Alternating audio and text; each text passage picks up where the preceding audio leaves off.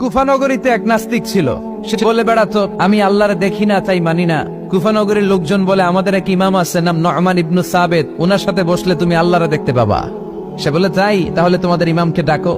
সাইয়েদনা ইমাম আবু হানিফা টাইম দিলেন, এই জুমার দিন, আজকে জুমার দিন না, এই জুমার নামাজের পরে ঠিক ভর দুপুরে 2টায় সবাই আমরা একত্রিত হব। নাস্তিকও আসবে, সাইয়েদনা ইমাম আবু হানিফাও আসবে। জুমার সালাতের পরে লোকের বন্যা বয়ে গেল, বাঁধ ভাঙা জোয়ার, অনেক মানুষ। নাস্তিক এসেছে, লক্ষ লক্ষ লোক এসেছে, আসে নাই ইমাম আবু হানিফা। আসে না আধা ঘন্টা, 1 ঘন্টা, 2 ঘন্টা পরে আসছে। নাস্তিক বলে, এই তোমাদের ইমাম যার কোনো সময়ের জ্ঞানই নাই, এর সাথে কিসের তর্ক? সাইয়েদনা ইমাম আবু হানিফা বলে, ইনদি উযর, আমার ওযর আছে। কি ওযর?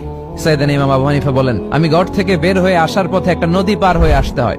আজকে এসে দেখি নদীর মধ্যে কোনো মানুষ টানুষ নাই, নৌকা নাই, মাঝি নাই, কিচ্ছু নাই। তো হঠাৎ দেখলাম পাশে বিশাল বড় একটা গাছ। এই গাছটা এমনি এমনি 2 ভাগ হয়ে গেল। হঠাৎ গাছ থেকে এমনি এমনি লম্বা তক্তা হয়ে গেল। এমনি এমনি তক্তাগুলো জোড়ালে